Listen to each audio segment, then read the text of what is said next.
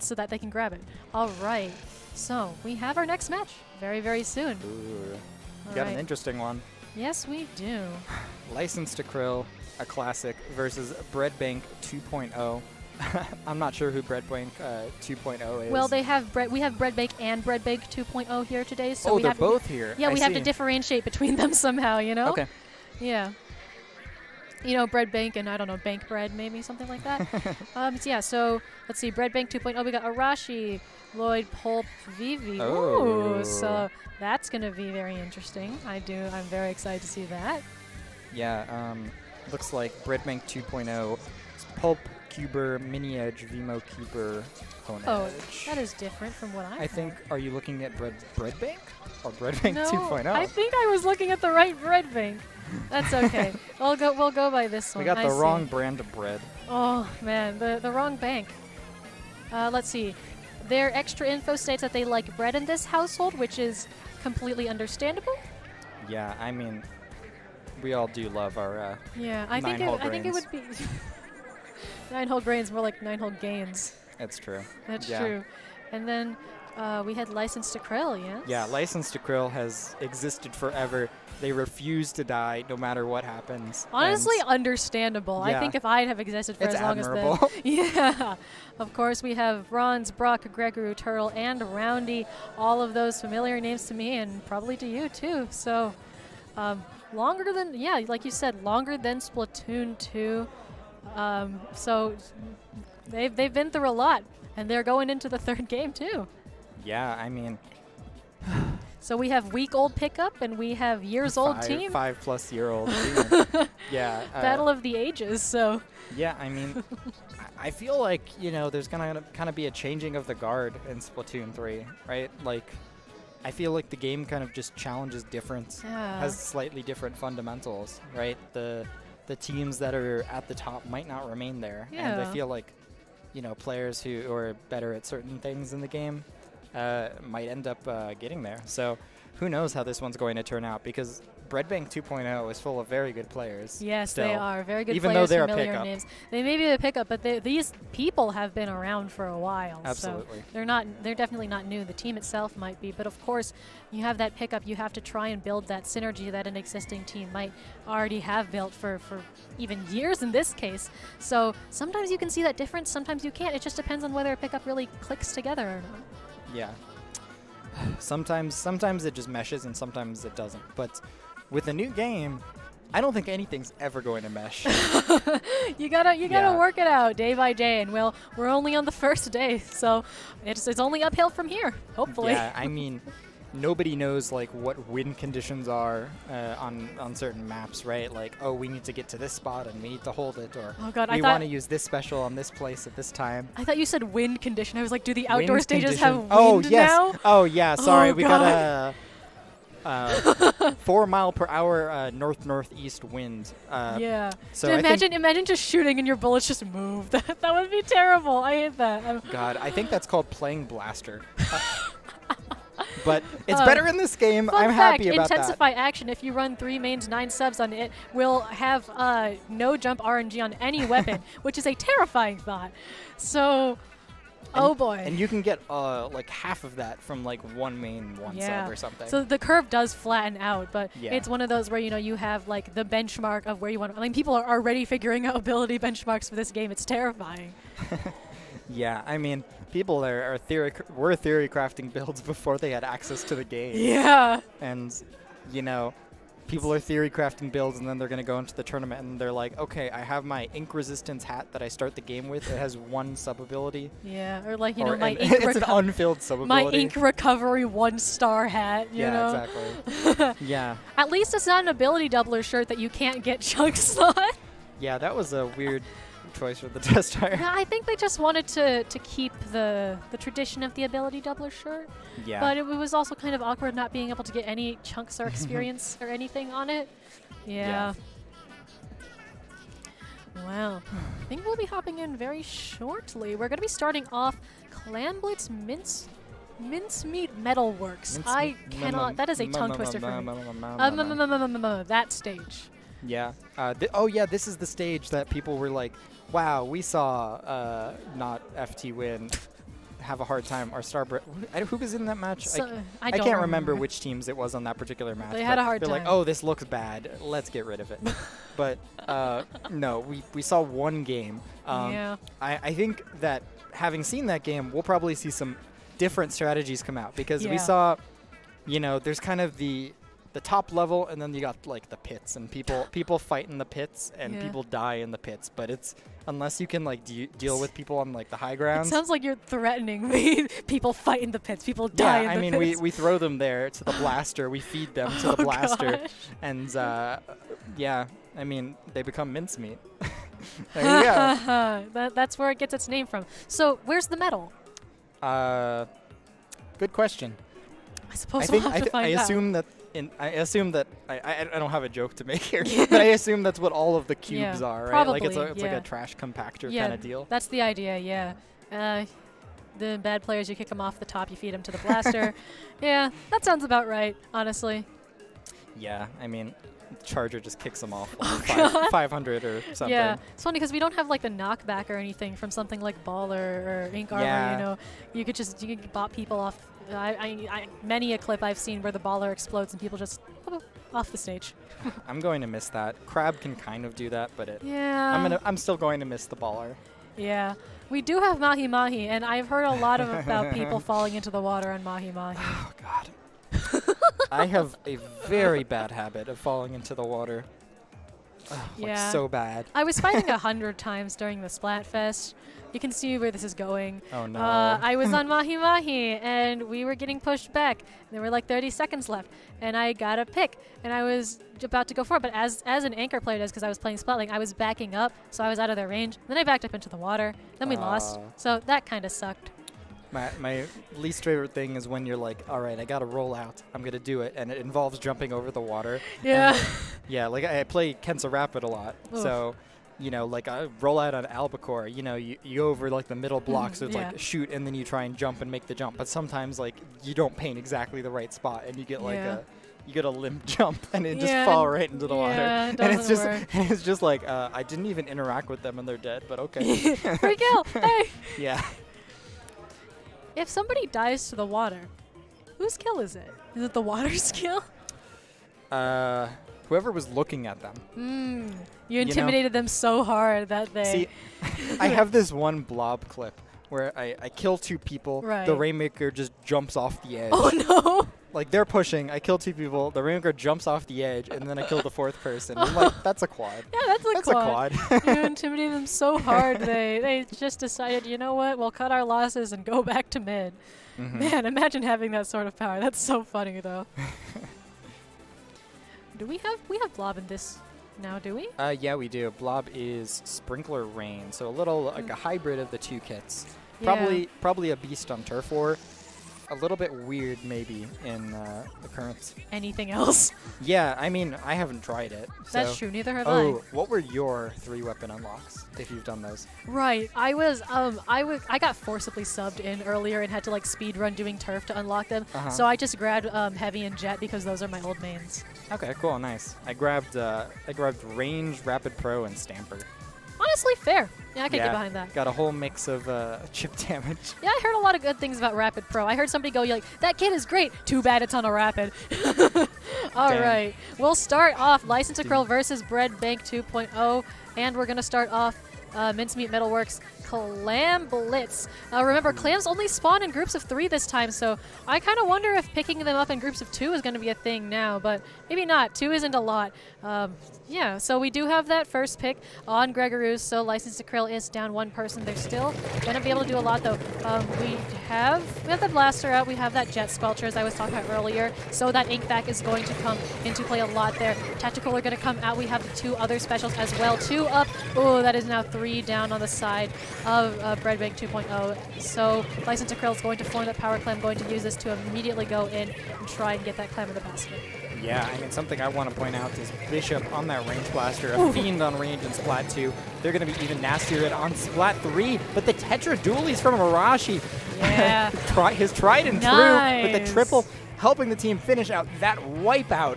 And a quick swing of momentum in the other direction. Arashi getting into the enemy base, able to get 1 kill. The clams aren't quite ready for the push. Arashi trying to still make something happen, but that's going to stabilize here. 15 clams, that's 2 power clams nearly on the board for Breadbank 2.0. But again, they have such a hard time getting in on this map. Kind of seeing a bit of the same sort of stuff we saw in the Enter the Flatlands. Yeah.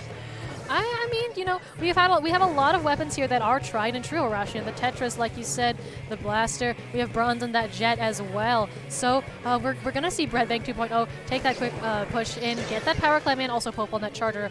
Very good Chaedr player as well. And so now that Tactical is coming out and that Zap's going to bring in all of their clams as well. That is 3 down on the side of License to Krill. So they have full reign over this territory right now. You can see them just picking up that soda, taking a sip, and going about their day. Hunedge on the dually is going to be able to bring in more. Has that crab tank at the ready as well. It does look like they're going to stop that push there because they realize they, you know, now that the members of License to Krill are back up, they're not going to get back in. And so instead of getting splatted there, they've backed up and now they have those specials. They have the ink effect that you saw there. They right there. They have a lot of presence still in mid here. Oh my God, is that Pulp on the Charger on the yeah, other team? It yeah, is. They've gotten a couple really nice kills with Vacuum, with the Vacuum shot. Arashi coming out, but we kind of saw that's a huge push on Clam Blitz because, you know, it only takes 8 to make a power clam, but clams only spawn in 3 now. There's way fewer on the map. That's a huge push, and a lot of that came from Arashi getting into the enemy base and the crab tank coming out. Arashi trying to lead the way for the power.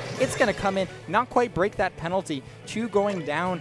Honedge trying to get a couple clams in, but it seems like they're going to have a hard time getting in at this point. Greg grabbing that power clam and License to Krill back on their feet. They're going to have to really take control of that middle area if they want to make something happen, but how are they going to deal with like the dualies and the crab tank chilling around the middle, the Vacuum coming out on the other side? Ooh, that Reef Slider is going to go down as well. I was going to see, you know, how are they going to deal with it? And they're going to deal with it with the Ink Vac. Very, very nice placement there from Bronze. Well played. So they have that power. They have a couple more clams as well. I think the equivalent of a little bit more than another power. They have to get rid of Pulp on that Charger, though. Very nice placement from them there. We were talking earlier about how there are a lot of good purchase for anchors, and it looks like Pulp and Bronze have already found them, and they're having a little bit of a stare down here. Otherwise, we have another power clam. We have the Wave Breaker. We have the Ink Vac going down as well. So that one power clam, one does get dropped. They're going to try and go in. There's the, ooh, something happened there. Not quite sure what happened, but I did hear the tactical jingle. Oh, we have the wipeout on License to Krill. So for all of that double power clam pushing in, they're not able to get any points on the board, and that was about a minute they lost there as well. So they are running out of time. Oh, look at this. I love that from Pulp. Coming out with the preemptive Vacuum, trying to stop them from getting into mid at all, stopping the bombs from coming in. V trying to get behind them. They don't know they're there. Are they able to get the pick on Roundy? No, they're not. 3 down. And it looks like License to Krill is going to be able to get some momentum Arashi, going. though. Arashi sneaking in with the power clam. They are going to turn around at the last second. I think, honestly, that's a safe play. Yeah. You don't need the power clam. It gives you one point, and it gives the other team a power. They got Greg. Nice, very nice pick. They're stabilizing in the middle area. Bishop trying to make something happen, but how is the range going to deal with those Tetras? They've been brutal. Arashi, another pick. My gosh. I was going to say Bronze is trying to make something happen there. Bishop the jump as well, but Arashi just shuts that down. Roundy's doing their best. Oh, the 2 down, but I don't know if it's going to be enough because that power clamp is gone. We have another one from Gregory, so we have the jump in. Roundy's going to pick that one up. They have pretty much one last shot to make this work, and now we are going into overtime. We have the Ink Vac as well. Zap backing up does go down. Arashi is still alive. We're going to see the Ink Vac shot go in. Just miss. Get Pulp, though. They do get Pulp, but that clam is going to drop. I think Roundy did go down. We have the Killer Whale. I don't know if they're going to have enough time to bring that in. We have the 3 down. They toss the clam. It gets a little bit closer. Bishop trying to make their way. Greg. No. Oh, no. You can see it spinning there. They almost made it in. Just short. Still a very, very good game from both these teams here. Oh, yeah, absolutely. I mean, we could kind of, there's no more guessing in Clam Blitz. You can see the overtime timer. It's slowly ticking down that bar over overtime. So they knew what was coming. They knew they needed to make a move. I like the pass on the power clam as well. Not quite able to get it in time, but a really, really good idea. Yeah, just very, very close. But they did make a lot happen. They had all of the specials. I think getting Pulp with that Ink Vac was really, really important there because then they didn't have to worry about the Charger laser. Yeah, I mean, I think something that might make that map a little bit better in the future is pulling out the a inkjet. Either inkjet or a zipcaster. Yeah. Both of those are good ways to attack that plat area. You could kind of see that right side. People kept trying to go for that block in the jump, which kind of reminds me of like Sturgeon a bit. Yeah, right? yeah, you're right. Yeah, and I feel like being able to surprise like the Charger who was chilling there, Pulp was doing a great job, but they didn't have too many ways to contest them from like a distance. They didn't have too many bombs, no missiles. Overall, just a hard time, and the backlines just kind of dueled and ended up that Pulp came out on top. Yeah, I mean, it's kind of also hard to duel when you have the lower ground and a giant power clan marking exactly where you are in the map. So having ways to contest those anchor weapons is really, really important. But like I think you mentioned Zipcaster earlier, maybe if the duration gets lengthened just a little bit, it'll be easier to learn. We'll have to see. All right. There we go. Flings a roller coming out. Here come those missiles. Yep, so we're going to go into zones on Mahi Mahi. We were just talking about that water here. Hopefully we don't see anybody go for a swim on stream, but I don't know. Maybe somebody's feeling thirsty. All right, we're going to go into this zone right here. We don't have, we do have that Flingza coming up, but other than that, pretty similar comps to what we saw last time.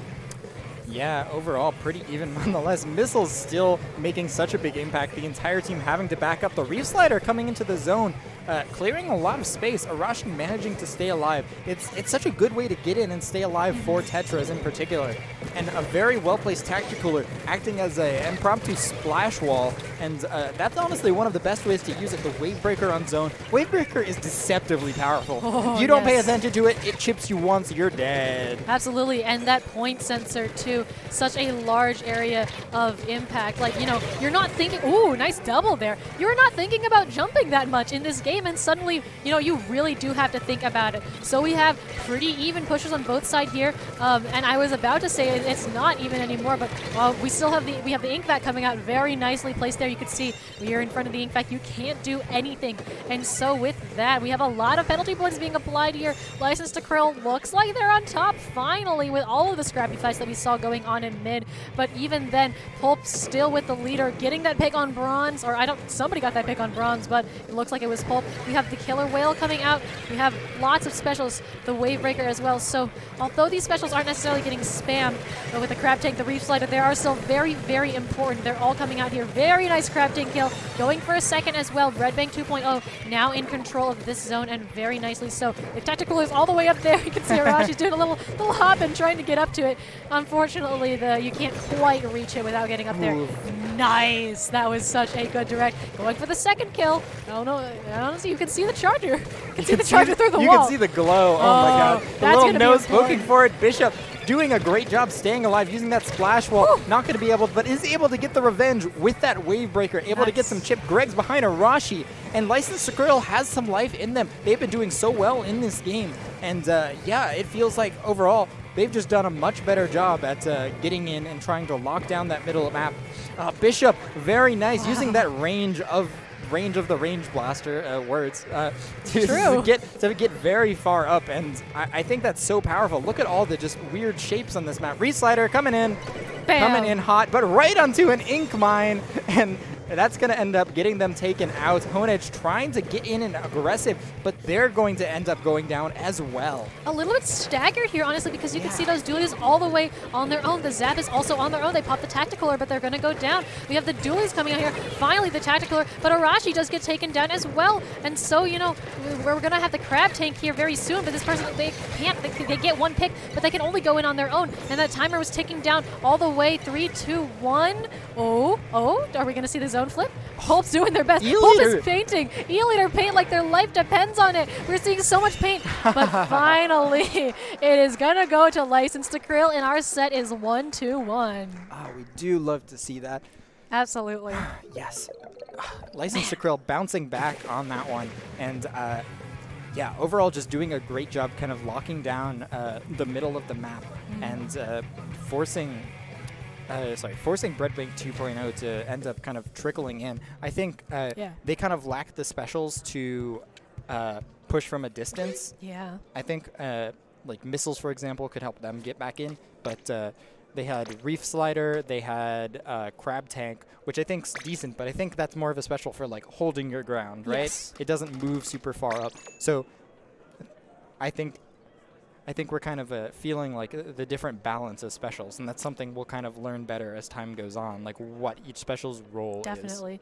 Yeah, just we see a lot of specials come out, a lot of them at once, right? And it feels a little bit different to where you'd sometimes have, like, you know, one of them goes in, two of them goes in, maybe you have the one big push and everybody coordinates their special together. But it kind of feels like we have a more natural flow of special going in because people aren't trying to spam them, they're just getting them, and then when it feels right, you're using them. You know, seeing all of the slider, the crab taint, the wave breaker, everything go onto zone at the same time from both teams was really interesting because you can see how they all play off of each other. All of these specials are starting to play a really important role, and I love how they're designed. Yeah, I think one of the moments I liked in that game was the reef slider going in and ending right on an ink mine. Yeah. I think that's the kind of, like, the reef slider there kind of reminds me of a Booyah Bomb because you're kind of just getting into enemy space.